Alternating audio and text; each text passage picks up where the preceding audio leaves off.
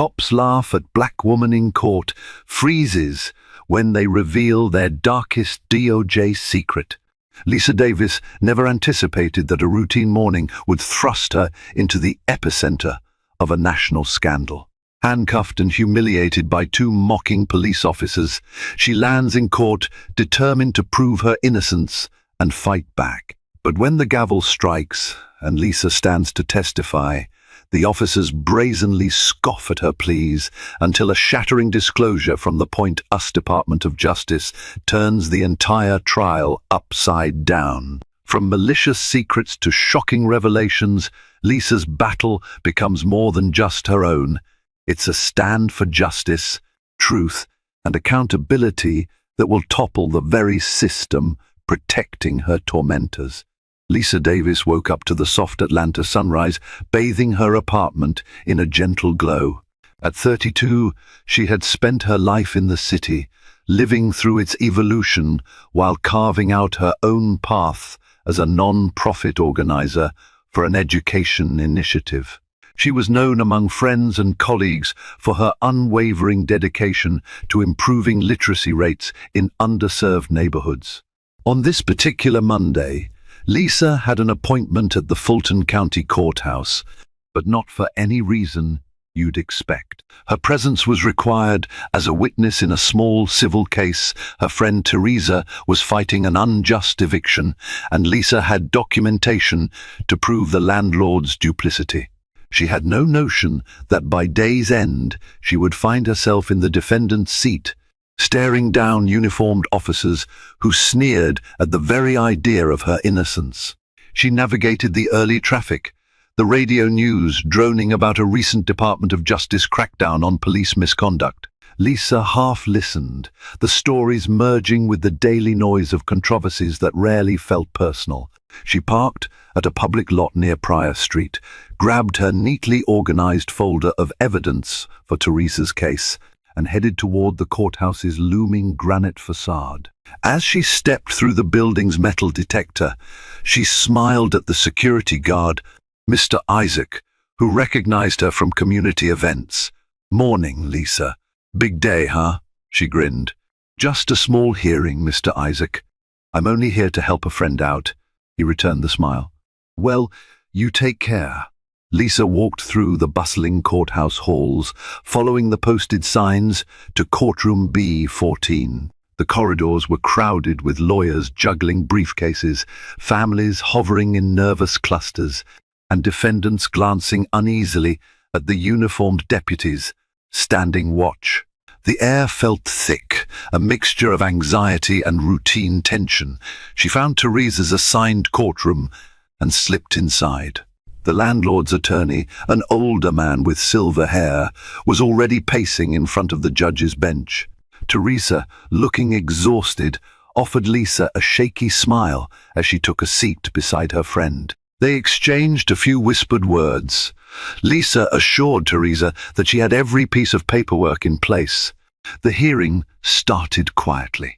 Teresa's attorney presented the facts of her client's case, how the landlord had refused to fix structural damages in the apartment, but was now trying to evict Teresa for withholding rent. Lisa was soon called to the stand. She spoke calmly, citing the photos she'd taken of the unrepaired water damage and referencing the countless emails she'd exchanged with city officials. The judge, an attentive middle-aged woman named Judge Weaver, listened intently. Lisa felt a small wave of triumph as she finished her testimony. It was abundantly clear that Teresa's eviction was unwarranted. The judge seemed convinced as well, giving Lisa a curt nod of thanks before dismissing her from the stand. Under normal circumstances, Lisa would have gone about her day with a sense of relief, maybe treat herself to a coffee. But fate had other ideas. Moments after Lisa stepped down, she noticed two uniformed Atlanta police officers entering the courtroom. They were out of place. Nobody recognized them as regular bailiffs or staff. One was tall and broad, his expression unreadable behind reflective sunglasses perched on his bald head. The other was shorter and thick-set, sporting a hard stare that flickered around the room like a predatory hawk. Lisa's instincts pricked. Why come in now, unannounced? The short officer whispered something to his partner, then pointed at Lisa, her stomach tensed with sudden foreboding. Before Lisa could react, the tall officer strode forward, speaking in a low tone to the clerk. The clerk's eyes darted in Lisa's direction. Within seconds, Lisa found both officers flanking her seat, the tall one gesturing with an authoritative nod. "Miss Lisa Davis?" he asked. Her heart thudded. "Yes, we have a warrant for your arrest. We need you to come with us." The entire courtroom paused, Judge Weaver included. Teresa clutched Lisa's arm in alarm. Lisa's voice caught in her throat. "There must be a mistake. I've never done anything that would." "Stand up," the tall officer barked. The short officer glowered at Lisa, stepping closer with handcuffs. Gasps rippled through the seats. Lisa complied, blinking in confusion. Judge Weaver frowned, removing her glasses. "Officers, this is unusual. What's the charge?" The shorter cop shrugged. "We just served the warrant, Judge. It's linked to a grand larceny case. We gotta bring her in." Lisa's eyes widened further. Grand larceny? She'd never stolen so much as a candy bar in her life. Embarrassment and fear churned together as the short officer gripped her wrists and snapped the cuffs on. No matter how she tried to protest, his grip was unyielding. The tall officer, reading from a slip of paper, said, "We'll take her down to the station for processing." Judge Weaver looked startled but managed to nod. "I see. Miss Davis, you have counsel?" Lisa's voice trembled. "I'll call someone," Teresa cried out. "Judge, Lisa was testifying here. This is insane. She can't be in two places at once." The tall officer cut her off. "Come quietly, Miss Davis." Dazed, Lisa let them lead her out, every fiber of her body clamoring that this had to be an error. The entire crowd watched in mute disbelief. Lisa's eyes stung with tears of humiliation and shock. She had no idea that the injustice unfolding at that moment was only the beginning, and that it would culminate in a courtroom face-off far darker and more explosive than she could ever imagine. Lisa barely remembered the ride to the station or the exact words spoken by the cops. Adrenaline pulsed through her veins, each heartbeat a throb of confusion and dread. She tried to ask questions. What's the nature of the warrant? Who filed it? Where was this alleged theft? But the tall officer responded with vague platitudes. "Don't worry about that. It's official. We have our orders."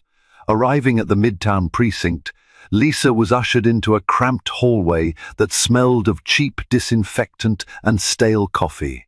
The short officer removed the cuffs, only to replace them immediately with new ones after Lisa was searched. An officer behind a desk frowned at the slip of paper the cops produced. "Grand larceny? That's a felony." The desk officer eyed Lisa suspiciously.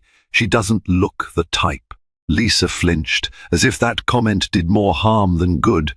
She felt self-conscious, a swirl of rage beginning to kindle beneath her confusion. "I need to call a lawyer," she said, voice trembling. "I have rights." The tall officer nodded dismissively. "We'll get you a phone call once you're booked." The booking process was an exercise in humiliation. Her fingerprints were taken, her photograph snapped, the flash burning a bright spot behind her eyelids. She felt the cold hand of bureaucracy grip her. The system was churning her through. One more number, one more suspect, no matter how blatantly wrongful the charge might be. At some point, Lisa realized she never saw a real warrant with her own eyes. She'd only heard the officers' claims. As they guided her through the labyrinthine station corridors, Lisa asked, "Can I see the warrant, please?" "Is there an affidavit?" The short officer's lip curled. "You'll get that in court." In the next breath, Lisa was shoved into a holding cell with a few other women in various states of distress, one sobbing quietly, another staring blankly at the concrete wall. Lisa sank onto a metal bench, swallowing back tears. She tried to steady her breathing. "There's no way I'll be in here for long," she told herself. "Somebody will realize the mistake." But as the hours ticked by, her confidence eroded. She requested a phone call and was told to wait. She asked again politely and got a brusque "we're busy." Meanwhile, her friend Teresa was undoubtedly scrambling on the outside, telling everyone what had happened. Lisa clung to that hope. They'll get a lawyer. They'll fix this. I'm innocent. But that mantra did little to quell her pounding heart or the humiliating reality that she was in a cell for a crime that didn't even make sense. During a rare, quiet moment, Lisa recalled fleeting bits of news she'd heard on the radio that morning about DOJ investigations into police misconduct. She wondered if these officers were the kind being scrutinized. But that was speculation. She had no clue how the system worked behind closed doors. She only knew that her sense of security and trust had shattered. Eventually, a male officer came to escort her for an official interview. "Guess we gotta do your statement," he mumbled, not meeting her eyes. Lisa rose, wrists aching from the cuffs. In a small interrogation room, fluorescent lights hummed overhead. A detective with a lined face and weary eyes sat across from Lisa, a file in front of him. "Your name is Lisa Davis, right?" he began. "Charged with grand larceny of a high-value item from a private property. The alleged crime took place last week in Buckhead." Lisa stared, incredulous. "I was volunteering at a literacy drive last week. Ask anyone. I have 100 witnesses. I didn't steal anything." He shrugged, flipping pages. "That's not what's in the report." She leaned forward, trying to keep her voice level. "Then the report is wrong. May I see it?" "Not yet," he said curtly. "This is a pending investigation." Lisa's mouth fell open. "Pending? But you arrested me. Don't you check the facts before you do that?" He gave her a pitying look. "Look, if it's all a mistake, you'll be released. But you gotta wait until a judge sorts it out." He closed the file, the tension in the room thickening. "That's how the process goes." Lisa's frustration ballooned. "I want an attorney. I won't answer any more questions without one." He nodded, scribbling something down. "We can arrange that." As Lisa was taken back to her cell, she had to fight the claustrophobic panic threatening to overwhelm her. This is actually happening, she realized, tears brimming. They can do this to anyone if they have the paperwork, real or fake. She thought again of the tall and short officers, their stoic arrogance as they led her away from the courthouse. Something was fishy about the whole scenario. Lisa's gut twisted with the sense that they had singled her out, orchestrating a ploy. But why? Still, Lisa had no clue that she was but a small piece in a puzzle of corruption, one that would soon become painfully clear in the judge's chambers, and that the Department of Justice itself had deeper involvement than she could have ever fathomed. The next morning, Lisa's friend Teresa showed up at the precinct with Lisa's newly retained defense attorney, David Langley. The pair demanded access and answers, only to be stonewalled by the watch sergeant for over an hour. Finally, Lisa was summoned, pale and exhausted, to meet them in a cramped consultation room. "Lisa!" Teresa cried the moment Lisa entered. They embraced, Lisa's eyes welling with relief at a friendly face. David, a middle-aged attorney known for his no-nonsense style, offered Lisa a firm handshake. "What the hell is going on?" Lisa asked, voice hoarse from a restless night. "You said you'd get me out, right?" David pressed a comforting hand on her shoulder. "I'm working on it. The problem is, the police are claiming there's an active warrant for your arrest. I asked to see it. So far, they won't produce anything except a summary that references a grand larceny." Teresa frowned. "We have statements from multiple witnesses who saw Lisa at the literacy drive. She was never even in Buckhead that day. The cops won't budge. They said it's under some sealed case." "That's nonsense," David muttered, crossing his arms. "We're going to file a motion in court to have you released on your own recognizance." The hearing is set for tomorrow morning. Lisa felt a surge of gratitude. Thank you. So I'll see the judge tomorrow, and then I can prove how ridiculous this is. That's the plan, David nodded. They can't hold you much longer without letting a judge review the probable cause. He paused, lowering his voice. There's something else. I've been hearing rumors these two officers who arrested you, Officers Riggs and Montoya, have a reputation for going after people under murky pretenses. There's apparently an internal affairs inquiry, and the DOJ has taken interest in the Atlanta PD as part of a broader misconduct investigation. It might be related. Lisa's heart pounded. You mean they targeted me specifically? But why? David glanced uneasily at Teresa, then turned back to Lisa. I can't say for sure, but I've heard talk that certain officers are using fabricated warrants to teach lessons, especially to individuals who speak out, attend protests, or generally stand up for what's right. You're very active in the community, Lisa. It's possible they singled you out. Her stomach twisted. She thought of the literacy program, her community activism. She never imagined any of it would land her in a situation like this. But now, a cold realization washed over her. Maybe my outspokenness put a target on my back. The conversation ended when a guard knocked, signaling Lisa had to return to her cell. Before leaving, Lisa met Teresa's gaze. Don't worry, Teresa said, tears brimming. We'll get you out. That night was another sleepless one. Lisa tried to console herself that soon she'd stand before a judge. The evidence, or lack thereof, would prove her innocence. The cops would be forced to produce an actual warrant. Then Lisa could go home and begin the process of clearing her name. Just one more night. But an icy dread warned her that tomorrow's hearing could bring more complications than she bargained for. The next morning, Lisa was escorted from her cell to the Fulton County Courthouse. Wrists and ankles shackled, something she'd only ever seen in TV dramas. The humiliation burned in her gut.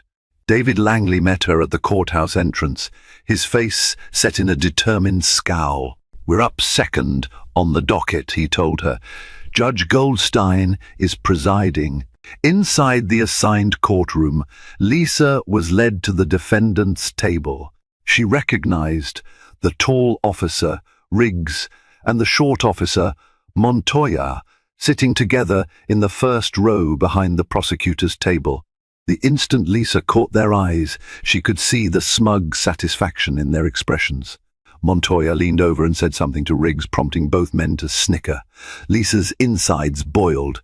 It was as if they relished her plight. The prosecutor, a young woman named Carla Morton, shifted through her files. She barely glanced at Lisa, as if Lisa was just another number in her daily routine. Lisa whispered to David, "Where's the actual warrant? Did you see it yet?" He shook his head. "I haven't. Let's see if Miss Morton produces anything." Judge Goldstein, a stern man with a weathered face, entered. The bailiff called the room to order, and Lisa found herself on her feet, heart hammering. The judge rattled through the preliminary steps, then turned to Carla Morton. "Miss Morton, what is the basis for holding Miss Davis on a grand larceny charge?" Morton rose, clearing her throat. "Your Honor, we have a sealed affidavit indicating Miss Davis was identified as the prime suspect in the theft of a vintage jewelry piece from a private residence in Buckhead, valued at over $25,000. The affidavit was sworn by an anonymous witness who recognized Miss Davis from prior community events.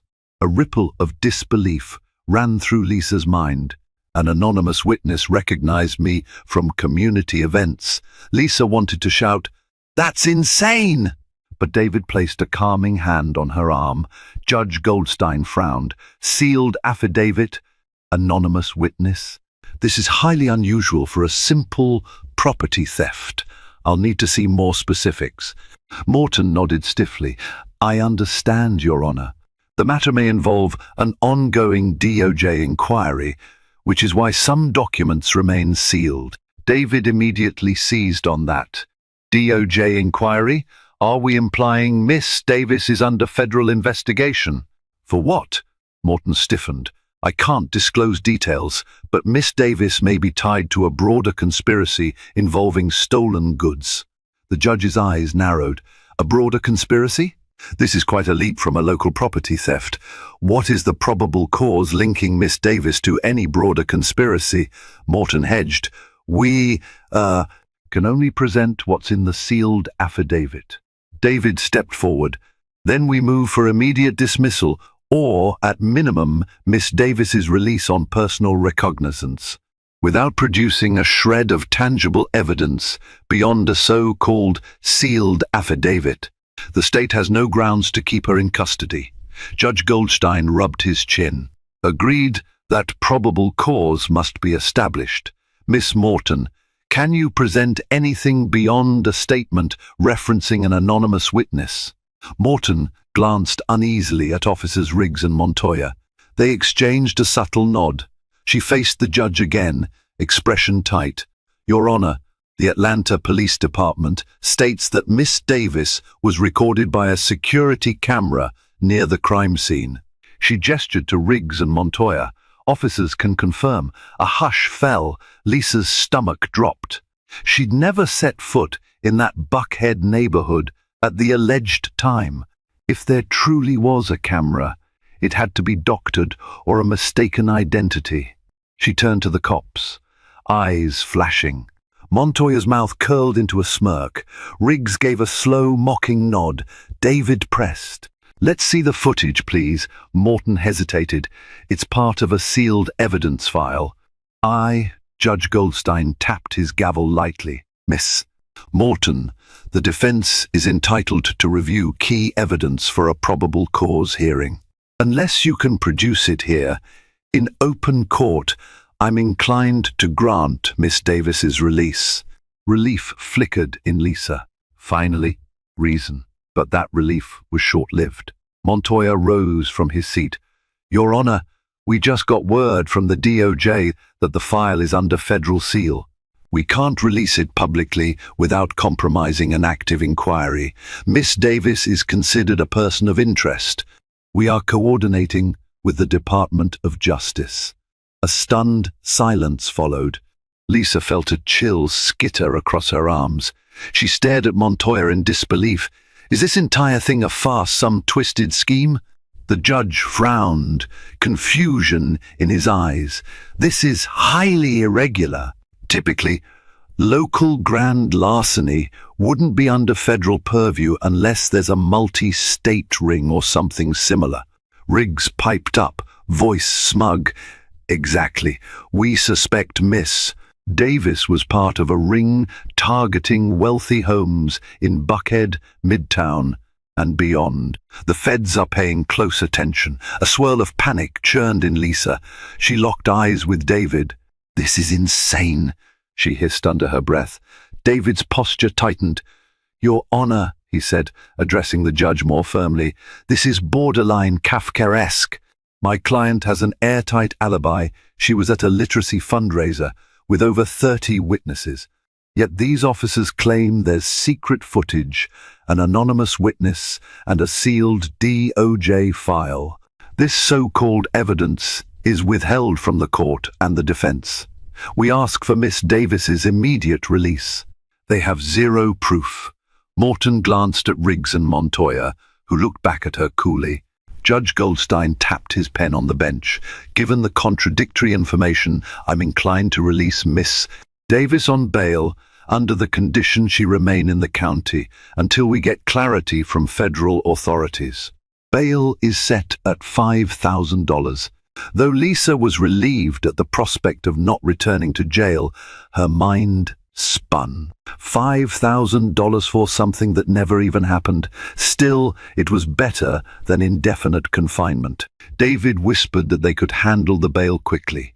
Judge Goldstein gave a parting nod, looking unsettled by the bizarre nature of the case. Lisa exhaled, yearning to leave the building behind. She glimpsed Riggs and Montoya as they rose.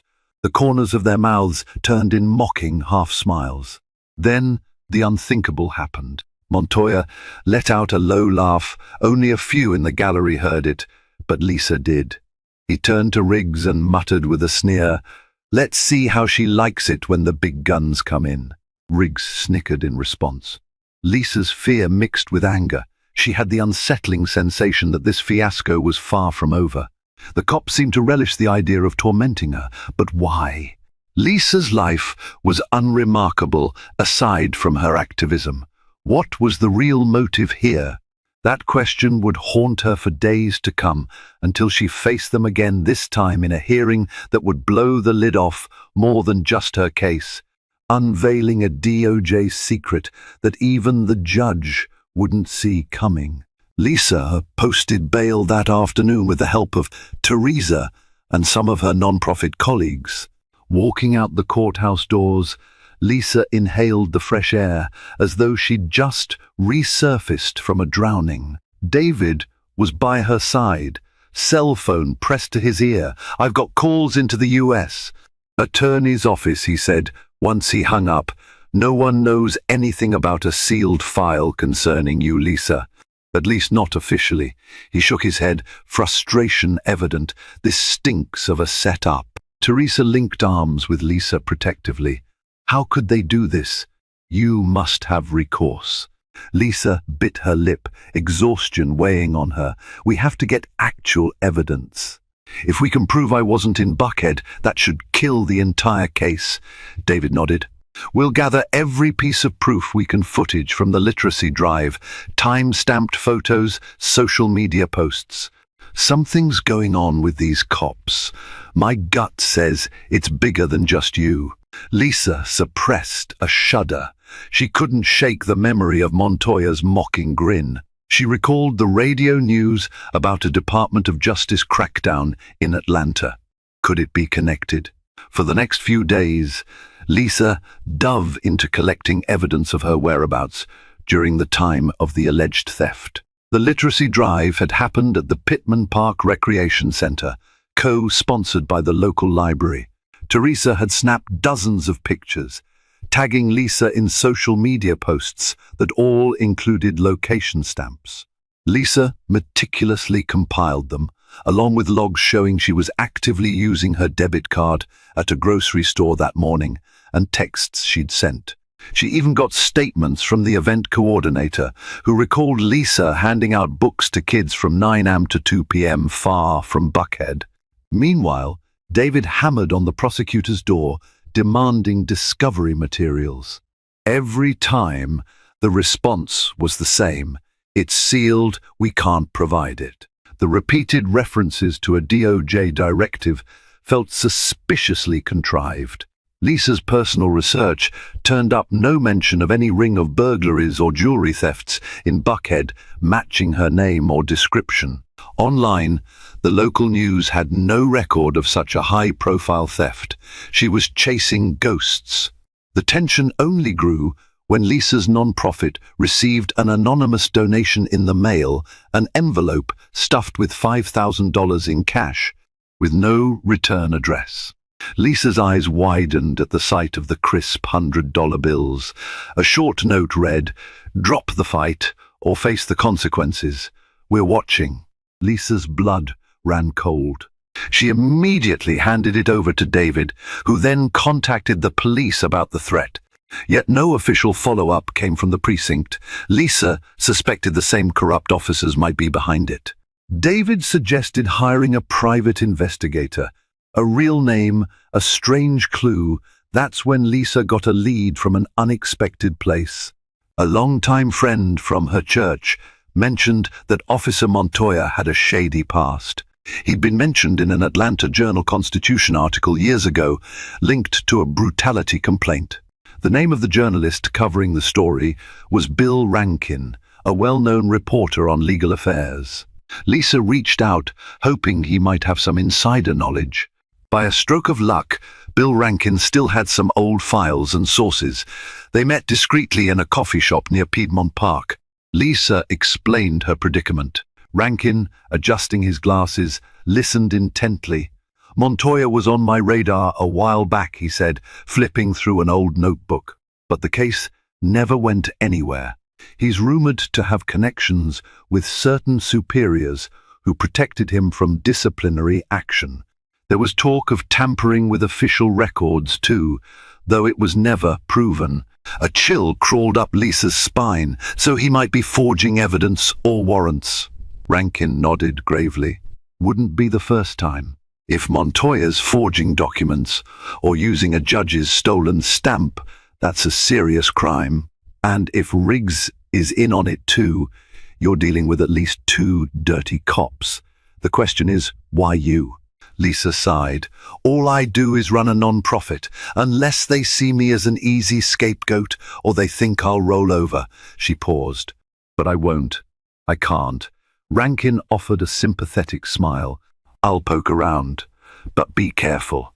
Leaving the coffee shop, Lisa felt a spark of determination amid her fear. If Montoya had a history of corruption, she'd find it. If they had used a sham affidavit or roped in a complicit prosecutor, Lisa would shine a spotlight on them. Yet, in the back of her mind, she sensed there was a bigger puzzle piece she was missing, a reason why they brandished the name of the DOJ so freely. Could it be more than just forging local warrants? What Lisa didn't yet know was that she was about to find out during the upcoming hearing that David secured, where the cops would inadvertently reveal the monstrous secret they were desperately trying to hide. 2 weeks later, Lisa's scheduled hearing arrived. She entered the Fulton County Courthouse, flanked by David and Teresa, armed with a meticulously organized binder of exculpatory evidence. David also carried a motion to compel the prosecutor to disclose the alleged sealed evidence. Word had spread about Lisa's predicament in activist circles, so a modest throng of supporters gathered outside the courthouse, holding signs like #FreeLisa and Stop Police Corruption. Inside the courtroom, Lisa's heart thrummed. She scanned the gallery for Riggs and Montoya. Sure enough, they were there, perched on a bench behind the prosecution table, wearing smug expressions. Carla Morton was present as well, shuffling her notes. The atmosphere felt charged, as if everyone sensed something big was about to unfold. Judge Goldstein, looking more stern than before, took the bench. He wasted no time. Counsel, where do we stand with the discovery issues and Miss Davis's alleged sealed evidence? Carla Morton rose, her voice betraying a hint of uncertainty. Your Honor, I've requested clearance from the Department of Justice to release some materials, but we haven't received official approval. The case remains sealed under a federal order. David stepped forward. Your Honor, this is preposterous. We have overwhelming proof that Miss Davis was nowhere near the alleged crime scene. We have time-stamped photos, witness statements, phone records. There is no probable cause. If the state cannot produce a single piece of contrary evidence, we move for dismissal. Judge Goldstein glanced at Morton. I'm inclined to agree. Miss Morton, do you have any direct evidence? Or can you produce any document from the DOJ confirming Miss Davis as a suspect in a federal probe? Morton shifted awkwardly, avoiding the judge's gaze. We have testimony from Officers Riggs and Montoya that Miss Davis was identified in a confidential file. However, Judge Goldstein cut in. Bring them forward. Riggs and Montoya rose and swaggered to the witness stand. Montoya was first. After being sworn in, David Cross examined him vigorously. Officer Montoya, did you personally see Lisa Davis on any security footage from Buckhead? Montoya's gaze flicked to Lisa, a glint of malice in his eyes. Yes. The footage was shown to me by a federal liaison working with us. Miss Davis was clearly visible near the front door of the property. She wore a dark jacket, hood up, but I recognized her face. David's voice tightened. And who is this federal liaison? Montoya shrugged. Classified. He works out of the local FBI field office, I believe. Lies. Lisa could practically feel them crawling across the room. David pressed, was there any official letter, email, or file from the FBI or the US attorney for the Northern District of Georgia that named Miss Davis as a suspect? We can't show it. It's sealed, Montoya repeated, a smirk tugging at the corner of his lips. Judge Goldstein interjected.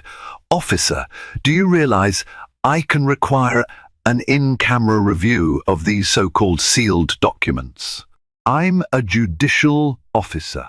Federal seal or not, I'm entitled to confirm whether it's relevant and properly sealed. Have you or Miss Morton requested such a review? Morton tried to respond, but Montoya beat her to it. I was told the DOJ's official stance is that the file remains sealed even to local judges. Goldstein's eyebrows shot up. That's not standard procedure. He turned to Carla Morton. Morton, have you actually corresponded with the DOJ? She turned red. All communications are through the PD's liaison, Your Honor. I haven't spoken directly with any federal prosecutors. David seized the moment. We have reason to believe no such official DOJ inquiry exists. At the very least, no evidence is being provided to confirm it. This is a sham. Riggs, who had been waiting, stepped to the microphone. Your Honor, we stand by our statements.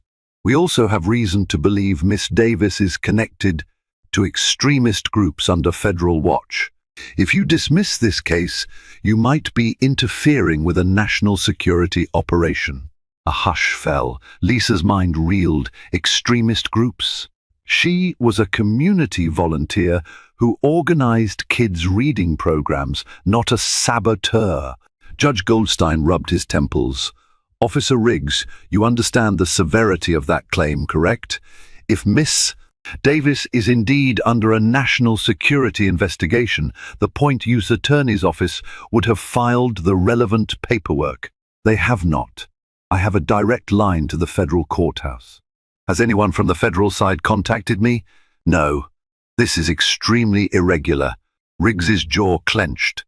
A flicker of uncertainty crossed his face. Montoya stared at him, a silent exchange passing between them.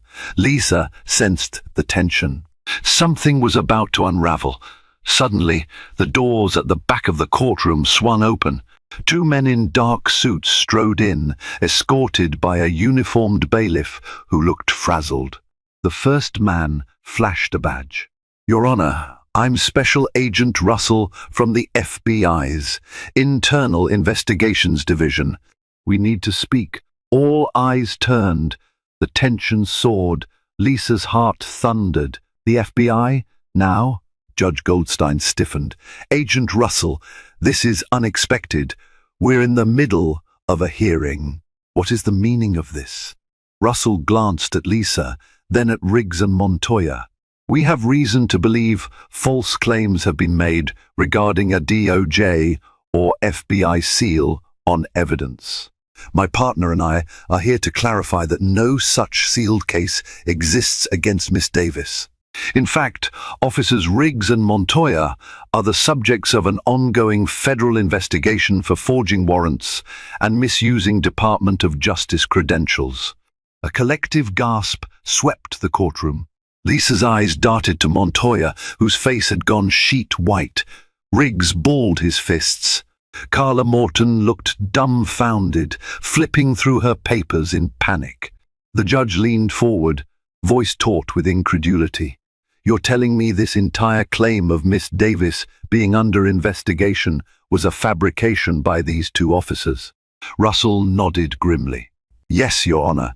We've been building a case for months. We had no idea Miss Davis had become their latest target until we saw the court docket referencing a DOJ sealed file. We came here immediately. Montoya, panic flooding his features, sputtered, This is a misunderstanding. The DOJ file. Russell cut him off. Shut it, Montoya. We have records of you forging departmental letterhead, referencing a non-existent federal operation. You used it to scare multiple individuals, and apparently you targeted Miss Davis for some personal grudge or advantage. That ends now. Judge Goldstein's gavel slammed. Order! Officer Montoya, Officer Riggs, step away from the witness stand. Morton looked as though she wanted to vanish. Your Honor, I had no idea. They told me. The judge silenced her with a piercing glare. We'll sort out prosecutorial misconduct separately, Miss Morton. Then, turning to Lisa with a softened expression, Miss Davis, you are free to go. This case is dismissed with prejudice. My apologies on behalf of the court system. Lisa's emotions swirled relief, anger, disbelief. She stood there trembling. David placed a steadying hand on her shoulder. Judge Goldstein sighed heavily. Agent Russell, I trust you'll be taking these officers into custody for questioning. Russell nodded. Yes, Your Honor. We have an arrest warrant for them on multiple counts, including forging judicial documents, conspiracy, and obstruction of justice. Montoya's face twisted in fury as another FBI agent stepped forward to cuff him. Riggs tried to protest, but Russell brandished official documents. Don't even try it, the agent warned. They were led away, the entire courtroom stunned into silence. Lisa glanced at Montoya as he passed, a flicker of rage burning in his eyes. But behind that rage, Lisa saw fear. The same laughter that once haunted her was gone. Now there was only dread. Hard karma had arrived for Riggs and Montoya, catalyzed by their own arrogance. For Lisa, it felt like deliverance, yet she sensed the reverberations of this moment would continue, uncovering more hidden layers of wrongdoing in the system. The biggest secret? It was all a lie, conjured by the very officers sworn to uphold justice. And now the Department of Justice itself had become the instrument of their downfall. The halls outside the courtroom erupted in commotion. Lawyers, reporters, and curious onlookers buzzed with excitement over the dramatic turn of events. Some recognized Lisa from the local news coverage of her arrest. Whispers spread about the sudden arrival of the FBI and the dark revelations about two corrupt officers forging warrants under the guise of a DOJ seal. Lisa, still shaking, leaned against the corridor wall. Teresa rushed to hug her. I can't believe it, Teresa whispered, voice thick with emotion. You're free, Lisa. They admitted it was all a con. David joined them, looking just as stunned. I've been practicing law for decades, but that's a first feds bursting in to declare the entire case a fraud in open court. Lisa closed her eyes, letting relief wash over her. I feel numb, grateful but numb. It's so surreal. She recalled Montoya's smug grin, replaced by a look of panic in handcuffs. He's the one behind bars now. The irony was almost overwhelming. Even as Lisa and her friends prepared to leave the courthouse, they noticed a small group of plainclothes individuals, additional FBI agents, presumably hurriedly speaking with Judge Goldstein in a side conference room. David was approached by Agent Russell, who asked if Lisa would be willing to give an official statement about her ordeal to aid the federal investigation. Lisa agreed without hesitation. If her story could help ensure no one else suffered from corrupt cops, she'd do it. In the parking lot, Lisa's supporters embraced her. A local news crew had set up shop, cameras rolling as Lisa emerged. She was tempted to keep walking, overwhelmed by the desire for peace and anonymity. But she also recognized the moment's significance. Speaking out might bring attention to a broader pattern of abuse. A young reporter approached timidly. Miss Davis, we'd love a quick statement about what happened in court. Can you comment on the FBI's revelation? Lisa exchanged a look with David. He gave her a slight nod. Taking a steadying breath, Lisa faced the camera. What happened today is a reminder that abuse of power can happen anywhere, even behind the badges of those sworn to protect us. I'm relieved the truth came out, and I hope this leads to real accountability for Officers Montoya and Riggs, and for any others like them. I'm just grateful to be free." She paused, voice wavering. "But I know many people don't get a last-minute rescue from the FBI. We need broader reforms to ensure no one's falsely charged like this again." The reporter nodded solemnly, ending the interview with Lisa's heartfelt statement. Teresa squeezed Lisa's hand in silent solidarity.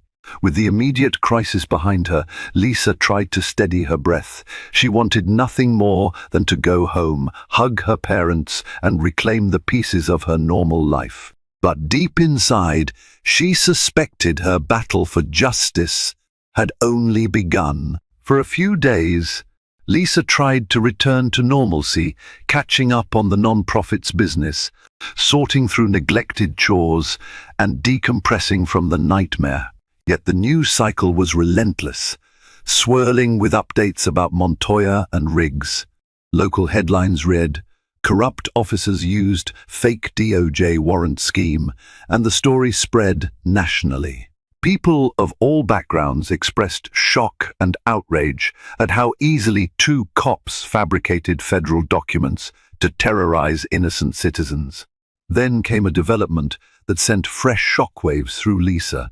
A New York Times investigative article dropped a bombshell. Montoya and Riggs were apparently part of a secret network of officers in multiple states who leveraged the specter of federal authority to bully or extort people, often those active in community or civil rights efforts. Some were forced to pay bribes, others were intimidated into silence, and a few faced false arrests, like Lisa. The expose cited evidence that a rogue unit within the Department of Justice had turned a blind eye, at least initially, due to internal corruption tied to high-level officials in the past administration. The headlines screamed, "DOJ insiders may have shielded dirty cops," referencing real names in government who had resigned under a cloud of misconduct allegations. Lisa read the article in disbelief, her phone buzzing non-stop with messages from friends. Teresa called her, voice trembling with excitement and anger. "Do you see this? Riggs and Montoya might have had help from inside the DOJ. That's how they faked all this so convincingly." Lisa's hands shook. "It's bigger than I thought. They targeted me because maybe I was easy prey, or maybe I embarrassed them in the community.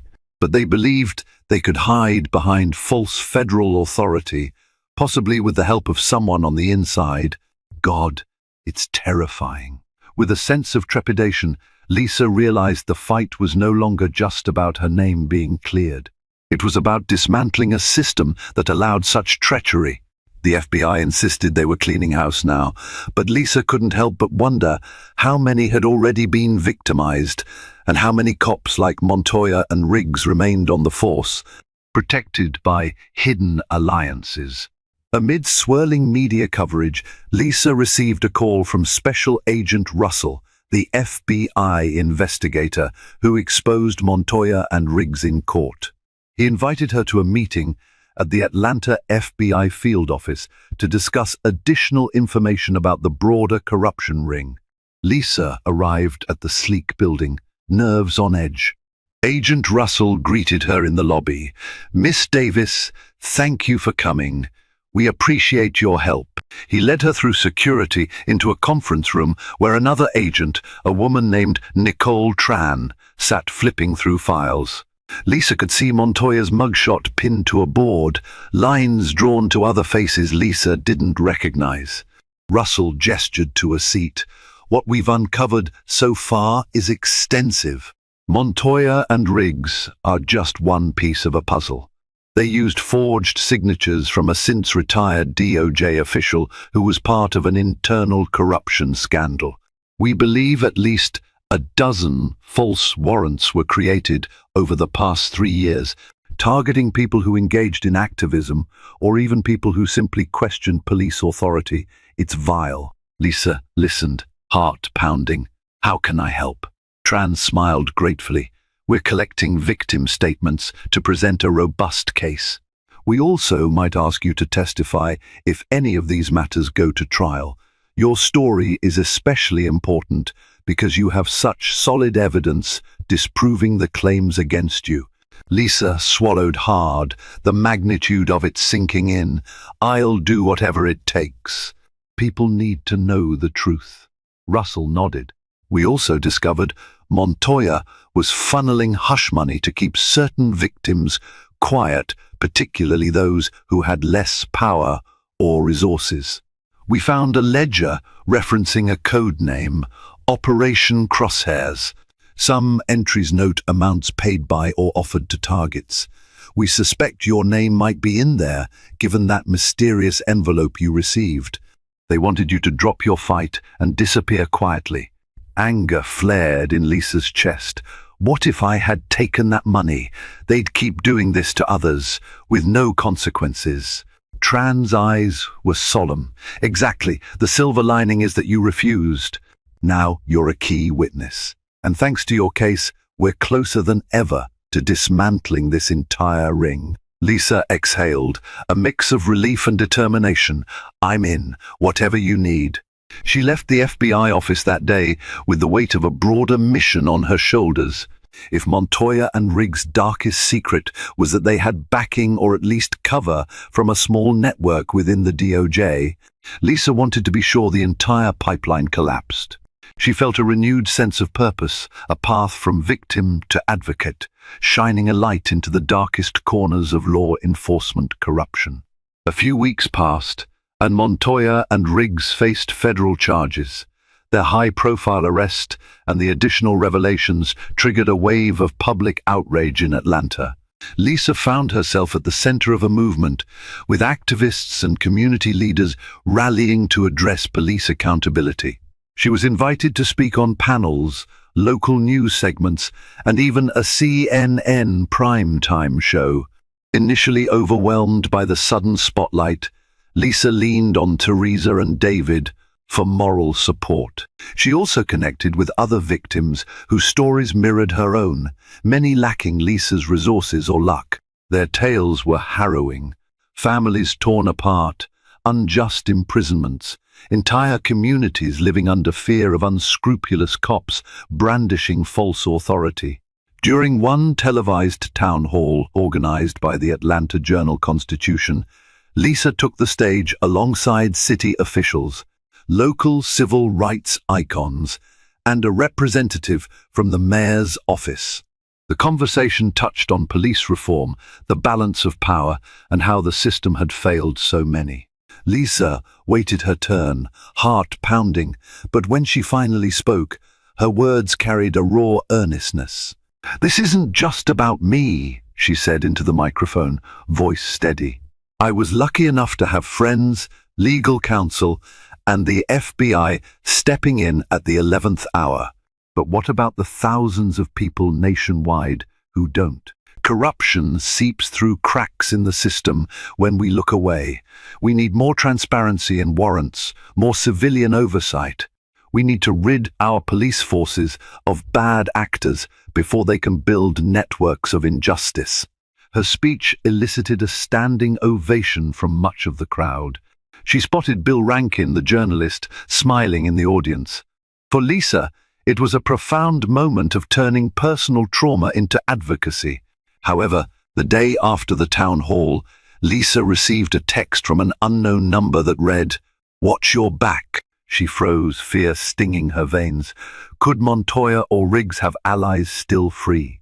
Or was it some random troll? She forwarded the message to Agent Russell. He advised her to stay cautious. Lisa realized that even as she fought for justice, she risked her safety. Yet, she refused to be silenced. Months of investigations led to a federal trial against Montoya and Riggs. Their attorneys attempted to strike plea deals, but the U.S. attorney refused to compromise after seeing the extent of the corruption. Lisa was called as a key witness for the prosecution, along with other victims who had been falsely arrested or threatened. In the grand federal courthouse downtown, Lisa took the stand. She'd testified before in smaller civil matters, but never had she faced a crowd like this. Reporters packed the gallery, and supporters filled the pews. Montoya and Riggs sat at the defense table in matching suits, their expressions grim. The same men who once laughed at her in court now avoided her gaze. A federal prosecutor named Amanda Jeffries guided Lisa through her testimony. Lisa recounted how she was arrested under false pretenses, the sealed affidavit fiasco, the subsequent reveal by the FBI, and the hush money attempt. Each detail painted a picture of a calculated operation to use fear, racism, and official power to subjugate innocent targets. The defense tried to discredit Lisa, insinuating she was a professional activist stirring trouble. Lisa maintained her composure, calmly denying their claims and pointing to the piles of contradictory evidence that proved Montoya and Riggs had forged documents.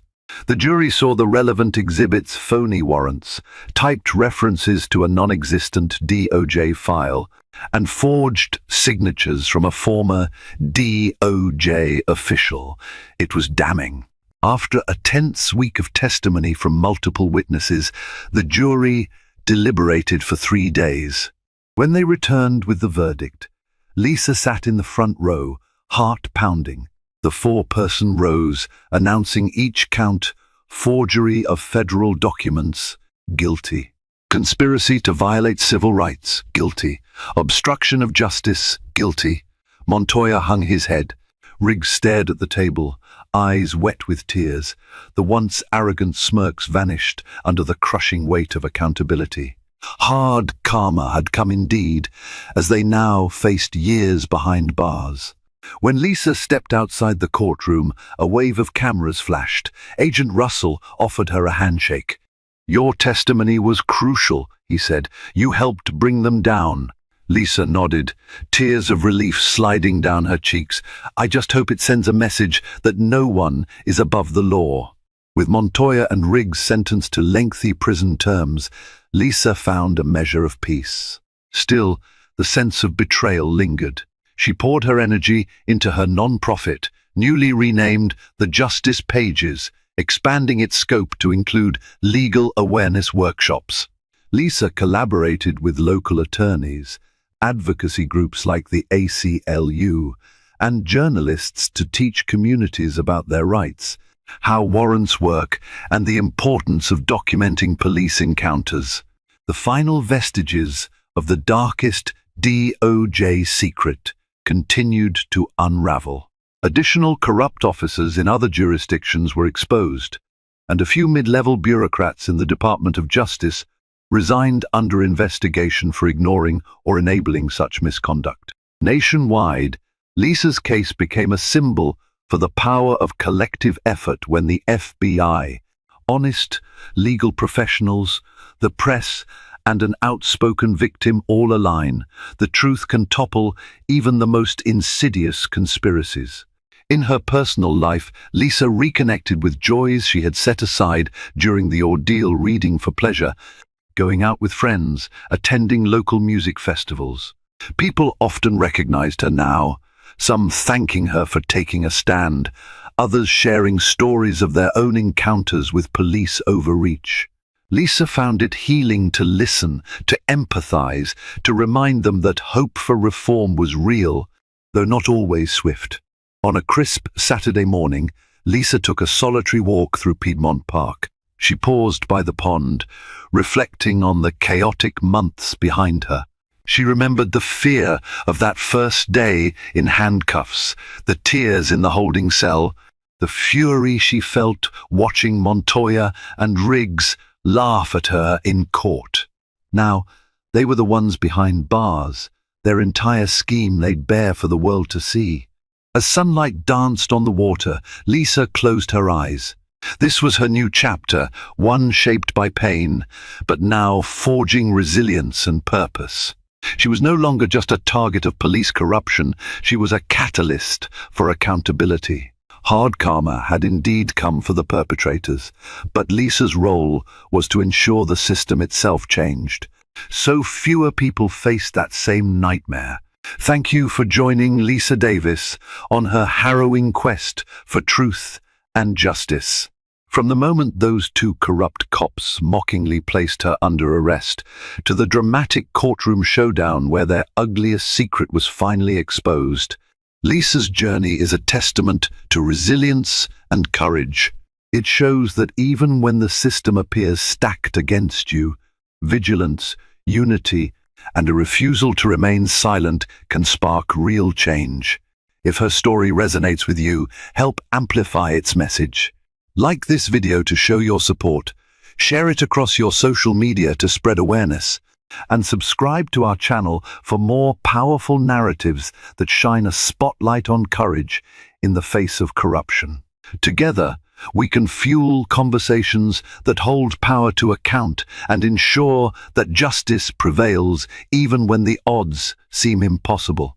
Thank you for watching, and remember, your voice matters.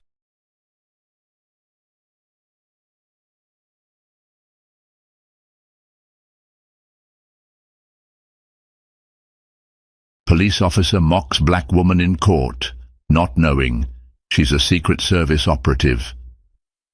In a bustling courthouse on the outskirts of Washington, D.C., everyone's eyes are fixed on a seemingly ordinary hearing.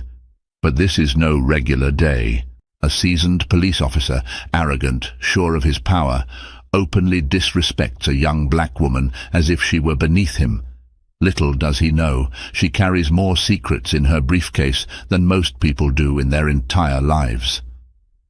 The air crackles with tension, the air thick with hushed curiosity. Lawyers shift uncomfortably, onlookers crane their necks, and the judge's gavel looms large. The twists waiting in the shadows will soon unravel, and the officer has no idea how hard karma is about to strike. The Superior Court of the District of Columbia, one of the most prominent legal venues in the nation's capital, hummed with its usual energy.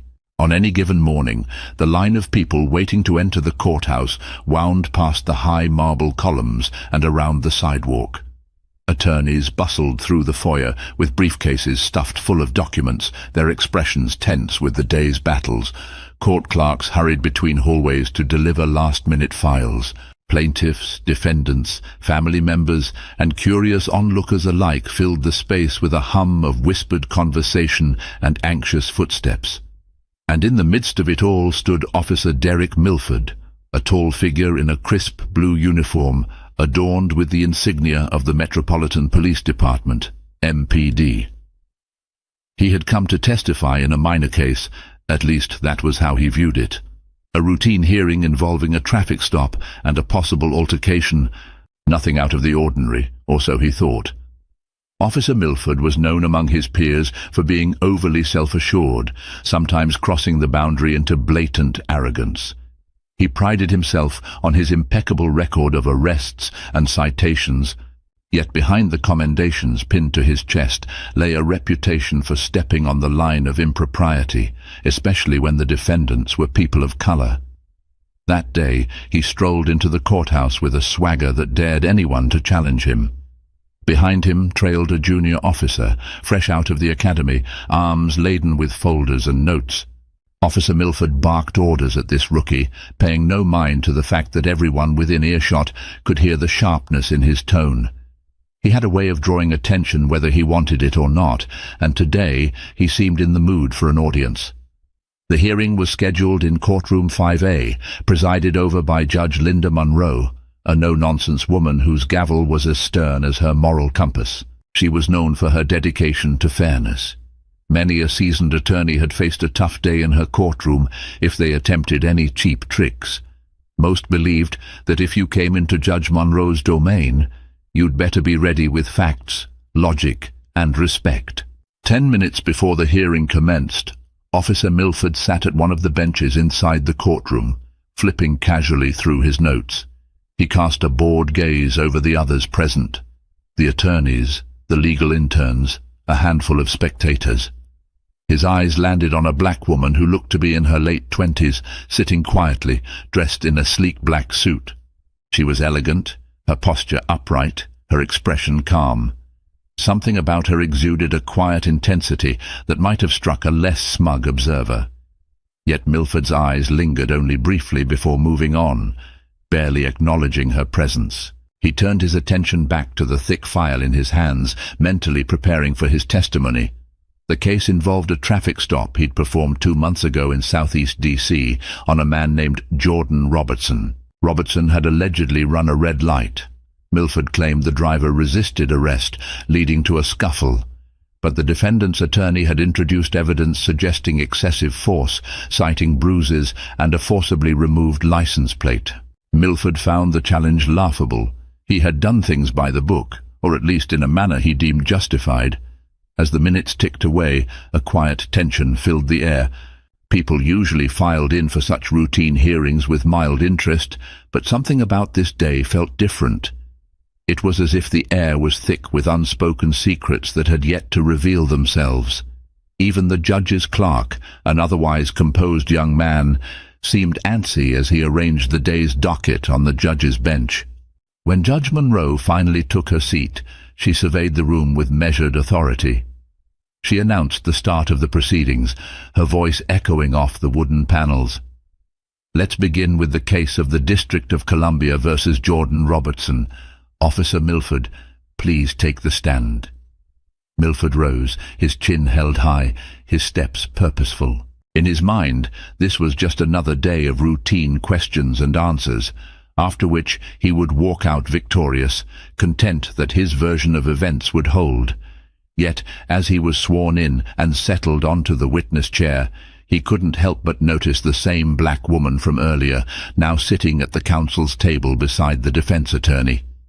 She had an air of calm, scanning him with cool, steady eyes. He didn't realize it yet, but that gaze carried a weight and significance that would soon become undeniable. There was something formidable lurking beneath her poised demeanor. She was no mere observer. She was integral to what was about to unfold. But blinded by pride, Milford merely brushed off his slight twinge of curiosity.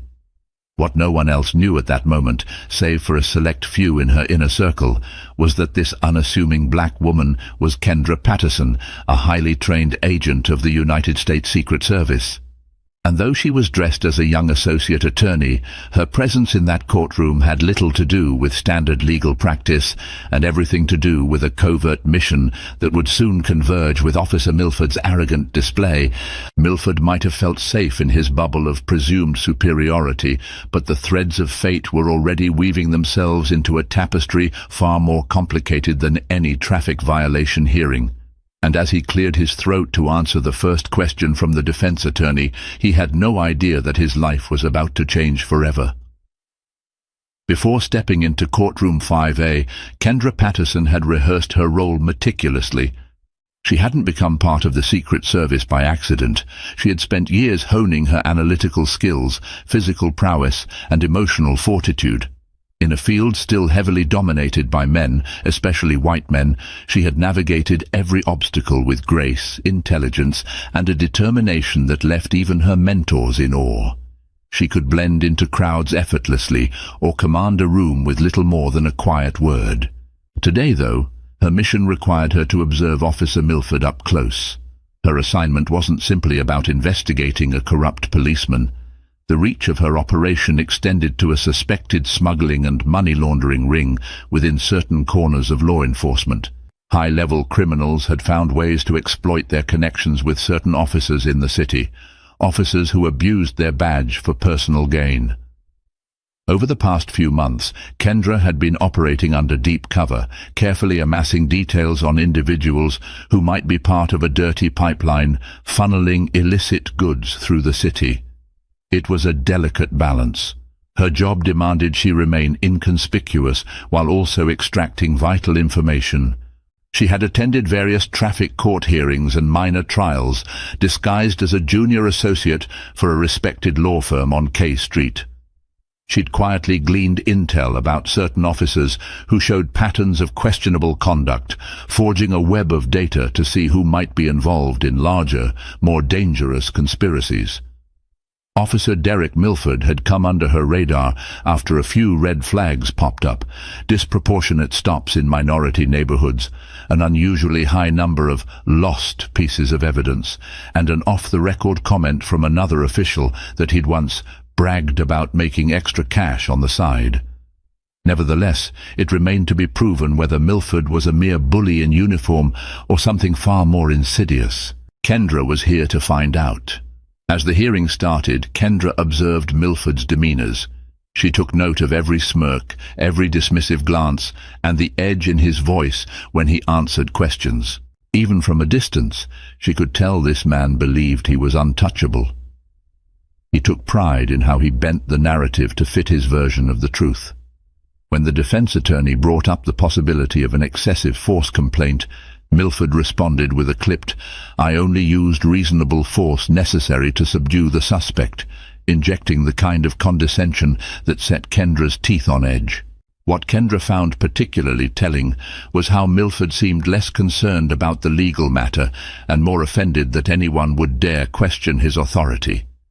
He radiated the same attitude she'd encountered in other suspect officers, those who considered themselves above the law and who might be susceptible to corruption if the price was right. Corruption often begins with arrogance, she had learned. It was a gateway to moral compromise. She glanced at the defense attorney seated next to her, a man named Victor Hernandez. A seasoned lawyer with a strong sense of justice, Hernandez had welcomed Kendra's request to shadow him for educational purposes. He had no clue about her true identity, but she suspected that his sincerity and dedication to equitable justice might make him a future ally if the investigation took a more public turn. The routine hearing was nearing its end when Kendra sensed a sudden shift in the room. As if bored by the entire procedure, Officer Milford allowed his frustration to slip into outright disrespect. When Victor Hernandez pressed him on whether the defendant, Jordan Robertson, had truly resisted arrest or simply asked for clarification about the charges, Milford's voice took on a sneering note. "I'd expect the suspect to say anything to avoid responsibility," he said with a dismissive wave. Then his gaze landed on Kendra, and he added, "And I know how you people love to make excuses.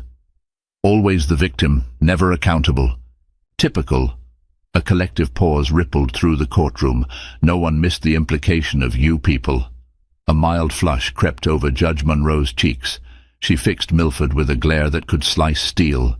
Meanwhile, Kendra felt a slow, burning anger flare in her chest.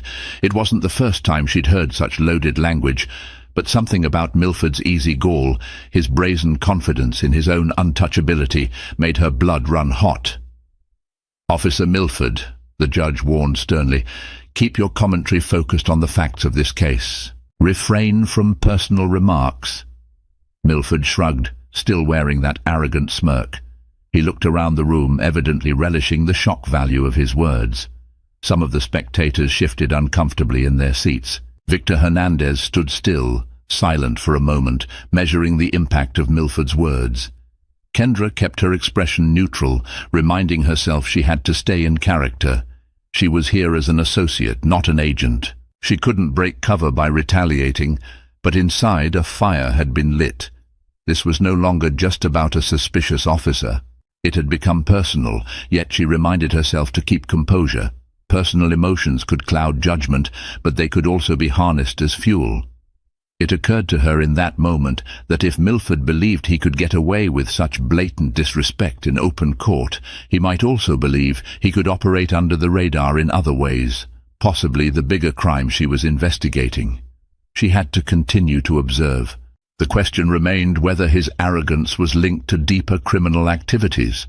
When Judge Monroe delivered her concluding statements, she made it clear that any suggestion of bigotry wouldn't be tolerated in her courtroom. Nonetheless, she had to proceed with the case's structure and permitted further testimonies from both sides. The hearing ended that afternoon on a murky note, with the judge stating she would announce her decision on whether the excessive force claim was valid in the coming weeks. Officer Milford rose from the stand, wearing his uniform like a shield, and left the courtroom without a hint of remorse. Kendra watched him depart, a swirl of conflicting emotions in her chest. She knew she would have to follow him discreetly and gather more insight. If there was more to uncover, she was determined to find it. Little did Officer Milford realize that, in mocking Kendra so brazenly, he had effectively opened the door for her, and the entire weight of the United States Secret Service, to look into every corner of his life. His days of impunity were numbered. He just didn't know it yet. Later that evening, Kendra Patterson slipped into a modest sedan she'd rented under an alias. She removed the black pumps she wore in the courtroom, swapping them for more comfortable shoes. Then she took off her suit jacket, revealing a bulletproof vest hidden beneath. She tapped the earpiece hidden in her purse and murmured a soft greeting. "Control, this is Agent Patterson, ID 273 Bravo. Any new intel on our friend?" A crackle and then a reply came through. "Afternoon, Agent. Nothing unusual at his precinct." He filed his testimony, then clocked out. "He's currently at a bar called the Red Anchor, near Anacostia. We have a local asset tailing him from a distance." Kendra started the car. "Copy that. I'll be heading over to the Red Anchor." She paused, her mind still replaying Milford's condescending remarks in court. "Keep me updated." "Yes, ma'am." Pulling away from the courthouse parking lot, Kendra navigated the city with practiced ease. She drove past well-lit monuments and turned off onto quieter avenues. The shift from the grandeur of central D.C. to the neighborhoods of Anacostia was stark.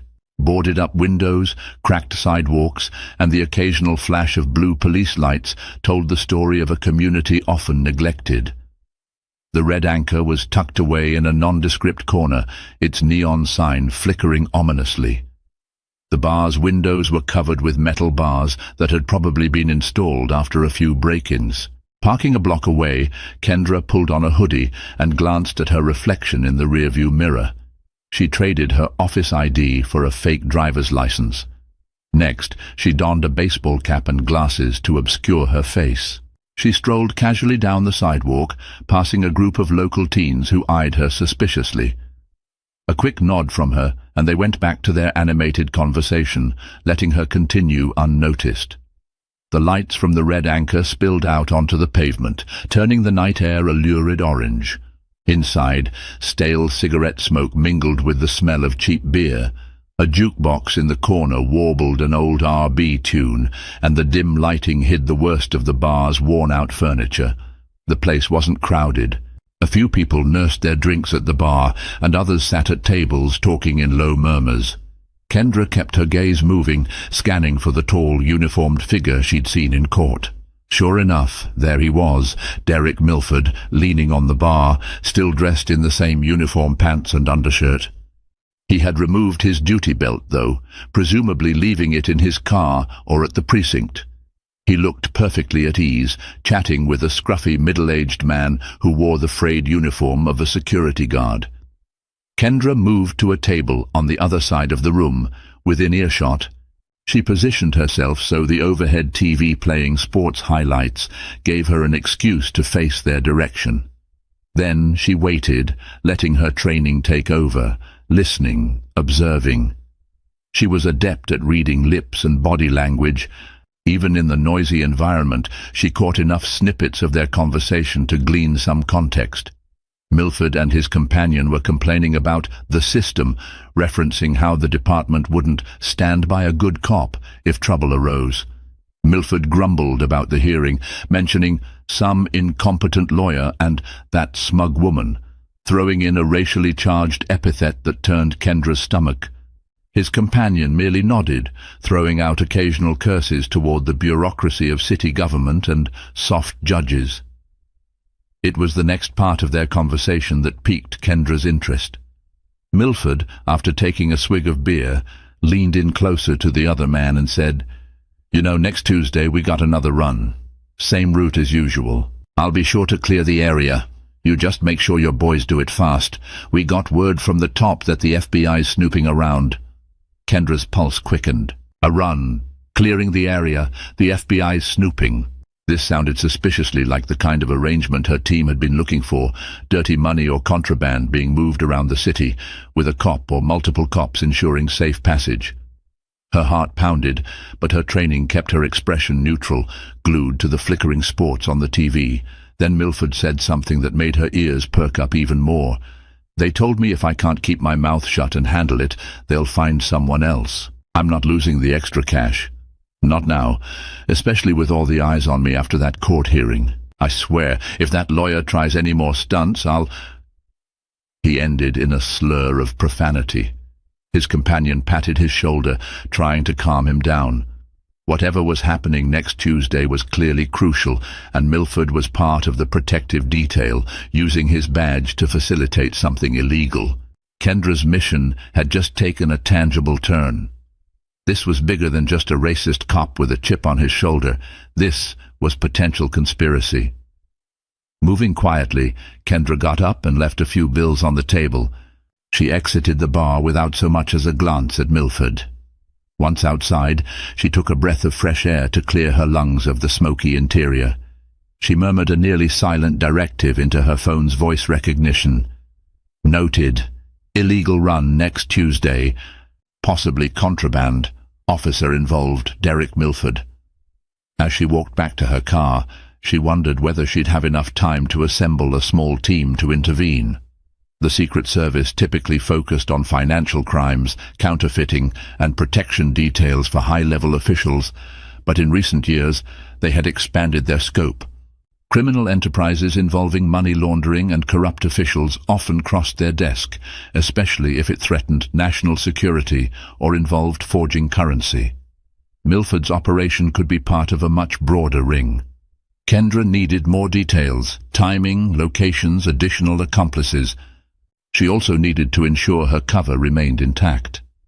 If Milford discovered she was more than a random smug woman in a courtroom, he might vanish or lie low before they could gather enough evidence. If he had powerful allies, the situation could get deadly for her and anyone who helped her. But she also felt a sense of resolve. So many times she'd seen cops like Milford lord their power over innocent people, especially communities of color. Too many times they walked free. She thought of Jordan Robertson, the man in the hearing, and the countless others who faced that arrogance on the streets every day. Yes, this mission was professional, but it was also deeply personal. She would bring this man to justice. She slid into the driver's seat, locked the doors, and placed a call to her supervisor, Special Agent in Charge, Mary Colton, at the Secret Service's Financial Crimes Division. Colton had been the one to assign her to this undercover operation. "We have movement," Kendra said succinctly. "I'm forwarding you the details now. We need a plan." Though Colton was known for her stoicism, Kendra heard the underlying excitement in her voice. "Understood. Proceed with caution, Agent Patterson." A wave of anticipation coursed through Kendra as she ended the call. Her lines of inquiry were converging. The next stage of the operation would be far more dangerous, but she was ready. She started the car, merging into the sparse DC traffic under the neon glow of streetlights. As the Red Anchor's sign faded into the distance, she vowed that Derek Milford's mocking laughter would soon turn into regret. The following morning, Kendra returned to her cover job at the law firm's office on K Street. She was, to all outward appearances, an eager junior associate. She greeted the receptionist, answered mundane emails, and fetched coffee for senior partners when asked. The firm specialized in corporate litigation and occasionally dabbled in criminal defense, which gave her a plausible reason to attend local court hearings. Her real job began as soon as she settled in at her desk. Typing quickly but discreetly, she contacted a small sub-team from the Secret Service that had been assigned to her infiltration. They coordinated by secure channels, ensuring that no digital footprints would expose her. The plan was to gather more solid evidence about the run Milford had mentioned. Without evidence, they couldn't risk a sting operation that might blow up in their faces. After forwarding the details to her supervisors, Kendra turned to the tasks piling up on her cover desk. She had to maintain appearances, drafting memos, analyzing contract clauses, and corresponding with clients. Despite her rapidly beating heart and the tension thrumming in her veins, she kept her facade calm and professional. Midway through the morning, Victor Hernandez, the defense attorney from Jordan Robertson's case, appeared at her desk.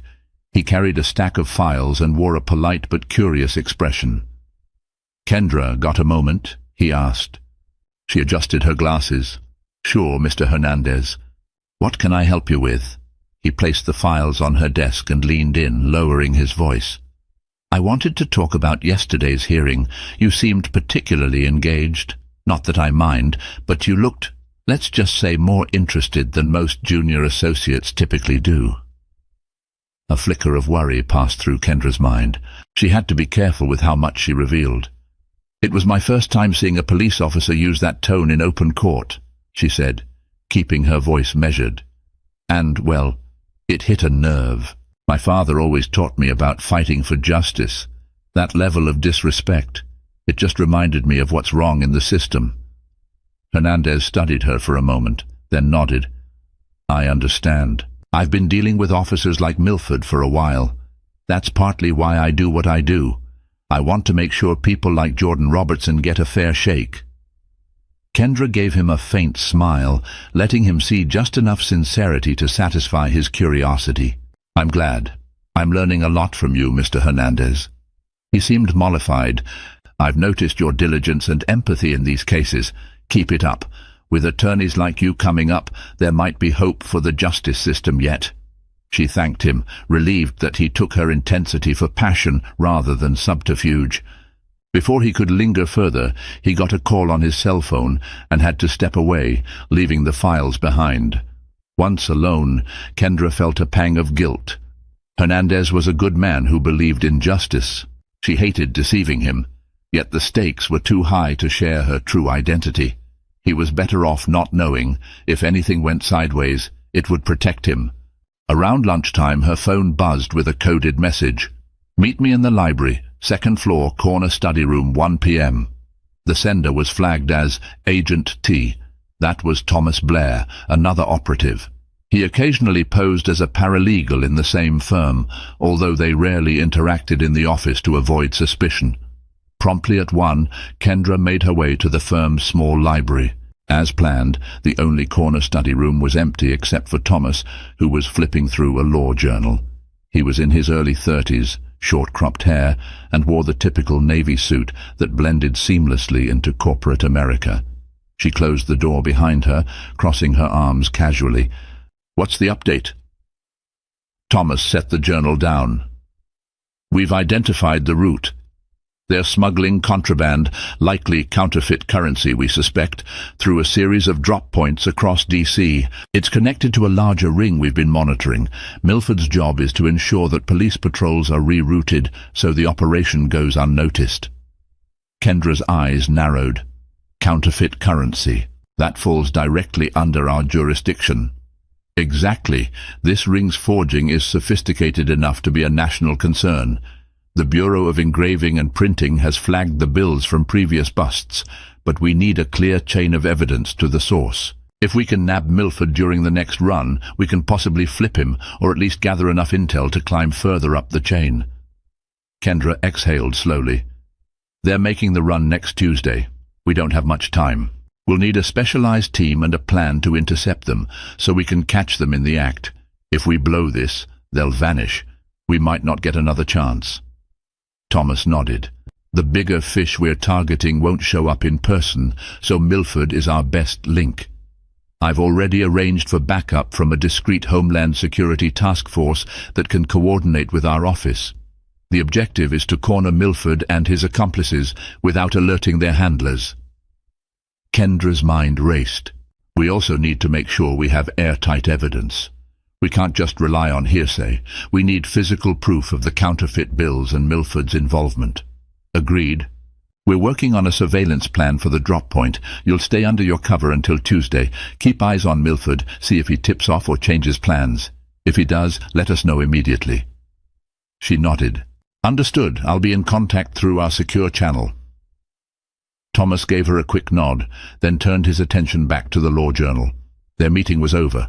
She slipped out of the study room and returned to her desk, mind buzzing with the seriousness of the coming operation.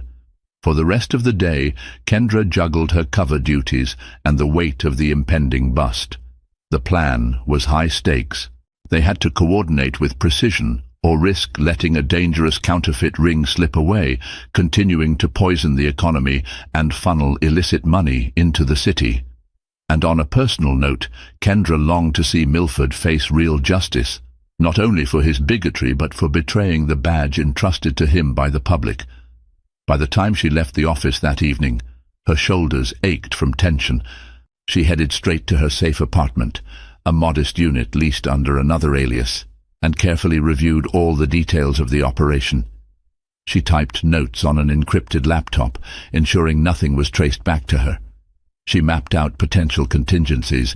What if Milford got wind of the sting? What if he changed the route at the last minute? At midnight, she closed her laptop, rubbing her eyes. Sleep was elusive as the day's events churned in her head.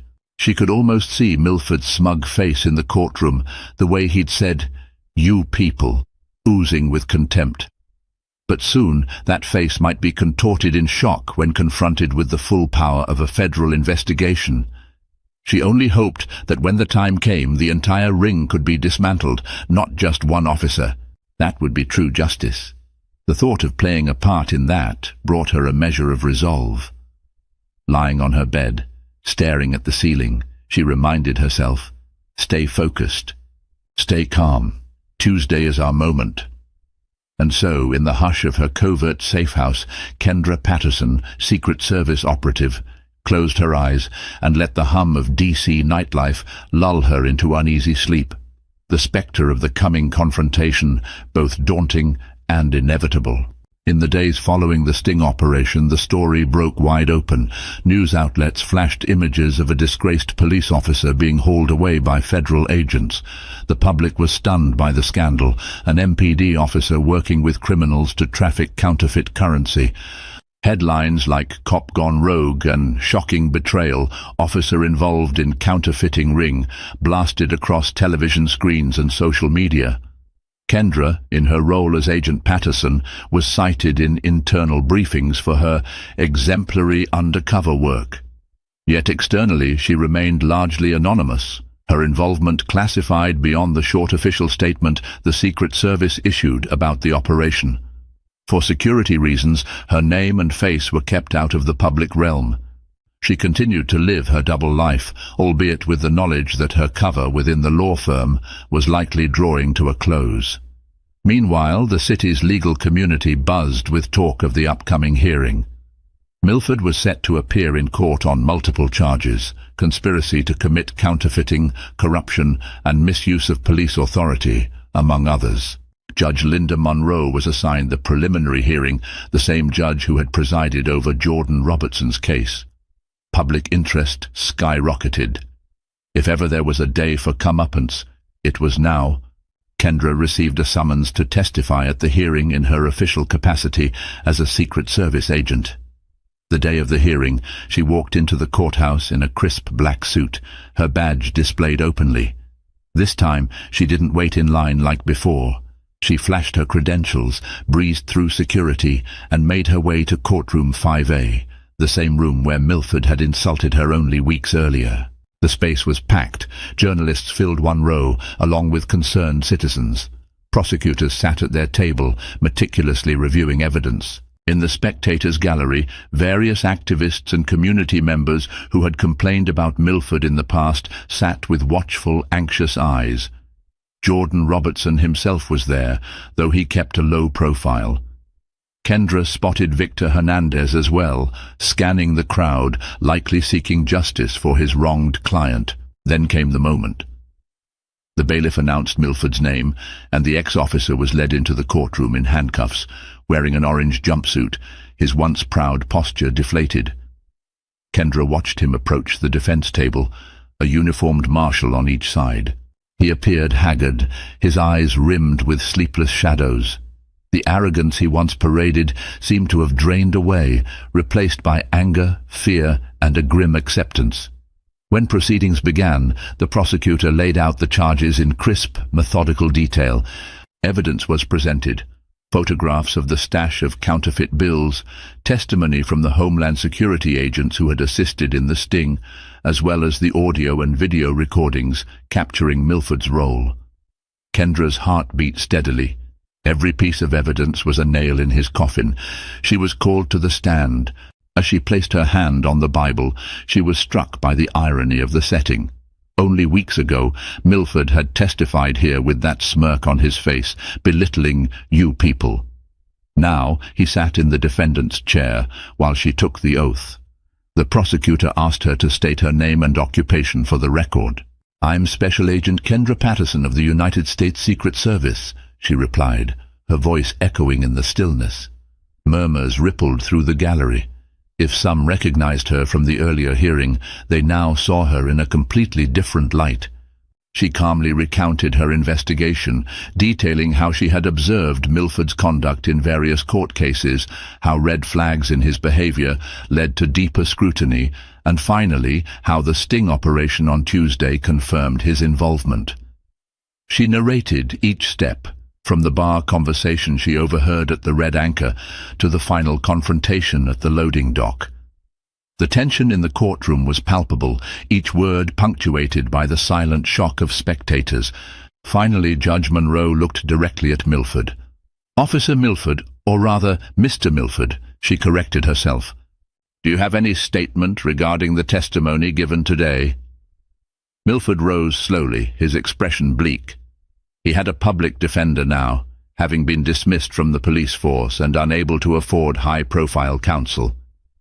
His lawyer whispered caution into his ear, but Milford's fists clenched. Glaring at Kendra, he spat, "This is a setup. She tricked me. She's just trying to bring down a good cop. It's all lies." His attorney paled, probably wishing Milford would remain silent, but he couldn't hold back his fury. "I did what I had to do to survive," Milford continued, voice trembling with rage. "You think cops get paid enough to risk their lives every day? People like her, they have no idea." "Enough!" Judge Monroe cut him off, her gavel striking with a crisp crack. She pinned him with a glare. "Mr. Milford, you are accused of multiple federal offenses, supported by overwhelming evidence and eyewitness accounts. Your outburst only further convinces this court of the seriousness of these allegations. Another such outburst will result in contempt charges." Milford sank back into his seat, his face betraying a swirl of anger and despair. Kendra felt a brief pang of pity. He had dug this hole himself, driven by greed, bigotry, and a misguided sense of entitlement. But that pity lasted only a moment. He had hurt far too many people with his actions. After arguments from both sides, Judge Monroe concluded the hearing by ordering Milford to remain in custody without bail until the formal trial. The press immediately began typing, cameras flashing. As the bailiff led Milford out, he cast one last venomous glance at Kendra. She met his gaze unflinchingly, her posture poised and unyielding. In the corridor outside, a throng of reporters waited. Kendra and the other agents had been instructed not to comment beyond the official statement. So she slipped out a side exit, leaving the clamor behind. She felt a surge of adrenaline still coursing through her. Justice was in motion. The final verdict would come at Milford's trial, but the wave of evidence was so strong that a conviction seemed inevitable. Before she could exit the building, she spotted Victor Hernandez leaning against a wall, arms crossed. When he saw her, he approached cautiously. "Agent Patterson," he greeted with a faint smile, "or should I say Kendra? I feel like I should say thanks, but I'm still wrapping my head around all of this." Kendra dipped her head. "I'm sorry for the deception, Victor. The nature of my work required that I maintain a covert identity." He looked at her with a mix of respect and mild betrayal. "I get it." "I do. Just next time give me a hint." A small chuckle escaped her. "I'll try, but I appreciate your understanding and your own fight for justice. People like Jordan Robertson needed an attorney like you."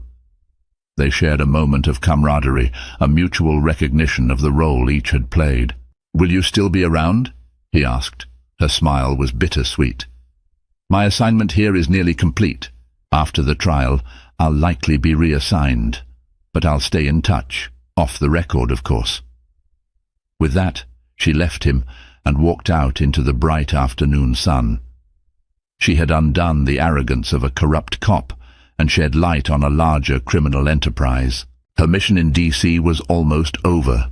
As she stepped onto the busy sidewalk, a sense of accomplishment settled over her, but also a hint of sadness. The city would continue to grapple with corruption, prejudice, and injustice long after she was gone. Still, for one ex-officer who had mocked and belittled her, justice had arrived, swift and fierce, and that was enough for now. A month later, the official trial of Derek Milford commenced. Kendra did not need to attend every session, as her testimony and evidence had already been submitted. Nonetheless, she kept close tabs on the proceedings. The prosecution presented a mountain of proof: documented surveillance, intercepted communications, and physical evidence of the counterfeit bills.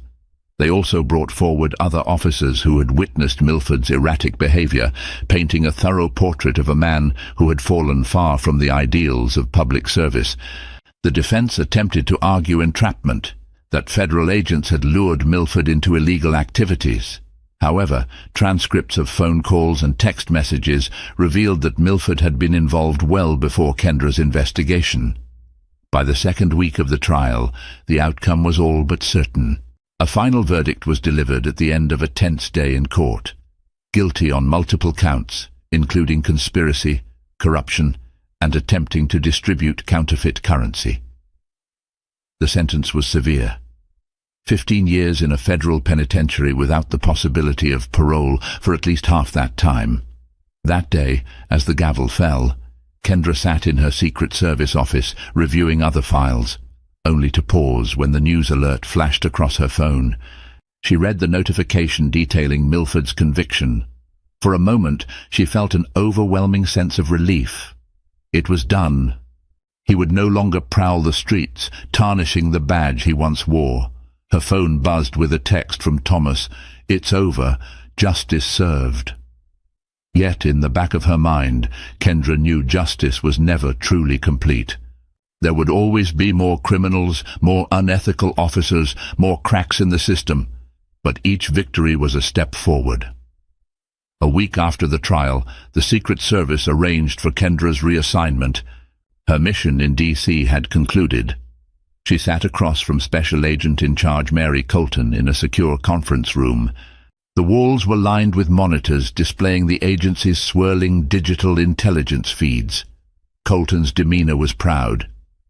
"Agent Patterson," she began, "congratulations on a successful operation. You've done exemplary work." Kendra lowered her gaze, modest. "Thank you, ma'am. I'm just glad we got him and the ring. Has the rest of the network been dismantled?" Colton nodded.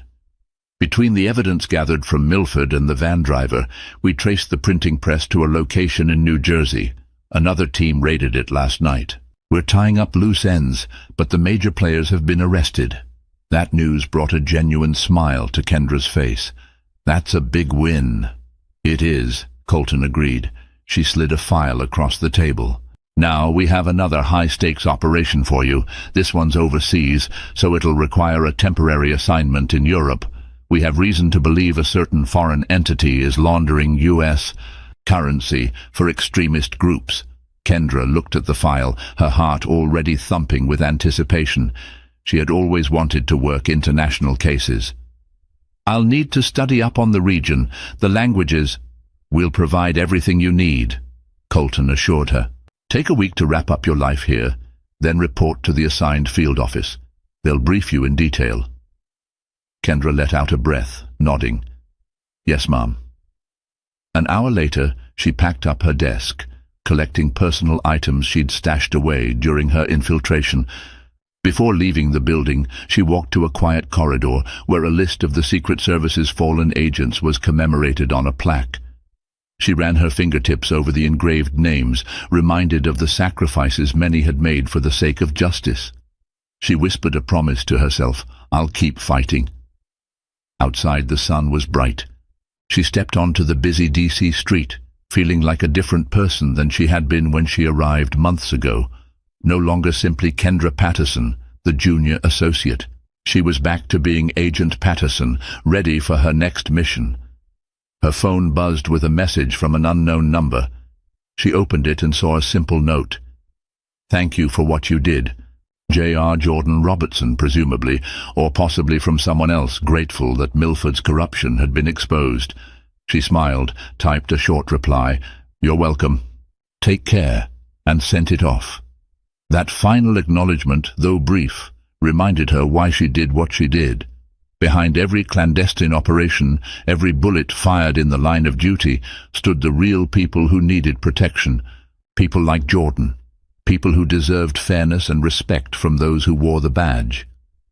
With one last look at the federal building, she merged into the throng of pedestrians heading toward her car. She had a new mission ahead, but she also felt a measure of calm. Derek Milford had once brazenly mocked her in open court, certain of his untouchable status. Now he was behind bars, a cautionary tale of what happens when an officer violates the public trust. If that wasn't proof that karma comes for those who deserve it, she didn't know what was. As she drove away, the city skyline glimmered in her rearview mirror, a testament to the capital of a nation still striving to uphold the ideals carved into its founding documents. And though her path would lead elsewhere, the echo of justice done here would resonate for a long time to come. A month after the trial, Courtroom 5A was again in session for another matter, but the memory of Derek Milford's downfall remained fresh in everyone's minds. The corridors bustled with reporters chasing rumors of other corruption cases. The wheels of justice never stopped turning. Judge Linda Monroe presided over a new docket of cases, her firm hand guiding each proceeding. She believed that the public, including law enforcement, must never forget what had happened. So she let it be known that she expected all officers in her jurisdiction to maintain the highest standard, and she began carefully scrutinizing any misconduct case that landed on her desk. The message was clear. If another Milford existed, the court would handle them decisively. Meanwhile, Jordan Robertson, once a defendant who faced the weight of Milford's false accusations, found a sense of redemption. With Victor Hernandez's help, the charges against him were dropped. The city awarded Jordan a small settlement in acknowledgement of the harm he suffered. It wasn't enough to erase the trauma, but it was a step toward recognition that the system had wronged him. He used the money to start a community outreach program in Southeast D.C., aiming to support young people in navigating encounters with law enforcement and to inspire them toward higher education, activism, or any constructive path. Victor Hernandez, for his part, became a small-time celebrity in legal circles. He was interviewed on local radio about police accountability and the importance of lawyers who genuinely stand up for marginalized defendants. He credited the extraordinary witness who came forward for helping expose Milford's corruption. Though he never mentioned Kendra Patterson by name, mostly because she vanished from the firm soon after, he felt an unspoken gratitude toward her. He sometimes wondered where she was, hoping she was safe wherever her real duties took her. At the Metropolitan Police Department, the fallout was substantial. An internal affairs task force launched new investigations into any officer who'd worked closely with Milford. Some were cleared of wrongdoing. Others were found complicit in smaller infractions, tampering with evidence, covering for questionable stops. Disciplinary actions followed, ranging from suspensions to terminations. The MPD leadership made a public statement. Officer misconduct will not be tolerated. We are committed to rebuilding trust and accountability. Time would tell whether those words would translate into lasting change. As for Derek Milford, he found himself in a federal prison in Pennsylvania, assigned an inmate number, just another convict in the system. The same system he once believed he could manipulate and outsmart. The sudden shift from uniformed authority to incarcerated felon jarred him to his core. Guards and fellow inmates eyed him warily. No one trusted a cop who had turned crooked. Days bled into nights in the fluorescent-lit corridors. He would awaken in his cell sometimes, haunted by nightmares of that final showdown, remembering the unwavering gaze of Agent Patterson as she aimed her firearm at him. It was in that bleak routine that a letter arrived. Initially he thought it might be from a family member, but the handwriting was unfamiliar. He opened it. "Derek, you don't know me, but I know of the harm you caused. You tried to ruin lives by abusing your power. Now you face the consequences. I hope you use this time to reflect on how you got here. Maybe one day you can understand what justice means. A concerned citizen. The words stung more than he expected. He crumpled the paper in anger, but he couldn't dismiss the truth. He had mocked a woman, an agent no less, because he believed her to be lesser, powerless. Now he was the powerless one. Reflection was all he had left. Meanwhile, Agent Kendra Patterson embarked on her new assignment overseas. She landed in a European capital city, the crisp air filled with the scent of roasted coffee and centuries-old architecture. She set up her new station, forging fresh covers, forging new alliances. Her mission would involve unraveling a network of illicit finances feeding extremist groups. The scale was larger, the risks greater. In quiet moments, her thoughts drifted back to D.C.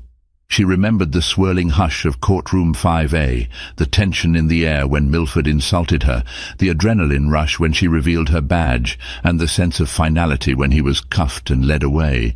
She didn't dwell on it too long, for her job demanded forward momentum, always the next operation, the next threat. But it remained a milestone, a testament that no matter how deeply entrenched corruption might seem, it could be dismantled with perseverance, skill, and a bit of righteous anger.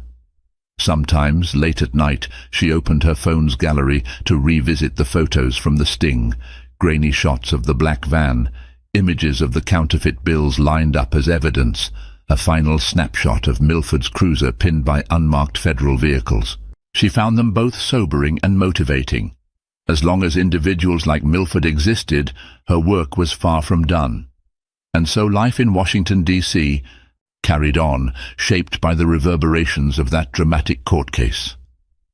The story of the Secret Service operative who took down a crooked cop became something of an urban legend whispered about in certain precincts, a cautionary tale for those who might consider abusing their power. For the communities long marginalized, it was a glimmer of hope. Perhaps the system, flawed as it was, could still offer justice when good people stood firm. In the end, it was more than just the downfall of one policeman. It was a reminder that beneath the marble pillars of courthouses and the golden badges of authority, accountability was paramount. Officer Derek Milford might have believed that mocking a black woman in court was inconsequential. But that black woman was the living embodiment of justice, cunning and relentless, and when karma arrived, it did so with a vengeance, unmasking him, punishing him, and laying bare the cost of unbridled hubris. Justice served, and a hard lesson learned: no one is truly untouchable when the truth is on the march.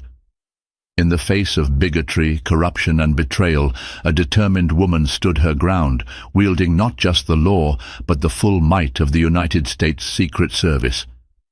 Now an arrogant officer has lost his uniform and sits behind bars, a powerful reminder that mocking someone based on prejudice can bring swift, uncompromising consequences. If this story of bold heroism and dramatic karma resonated with you, if it sparked hope for a more just world, then spread the word. Like this video, share it with your friends, and subscribe to our channel for more gripping tales that celebrate triumph over injustice. Each view, comment and subscription helps us continue telling stories that inspire change. Stand with us in the fight for truth, equality and accountability. And remember that sometimes the quiet stranger beside you might just be the hero we all need.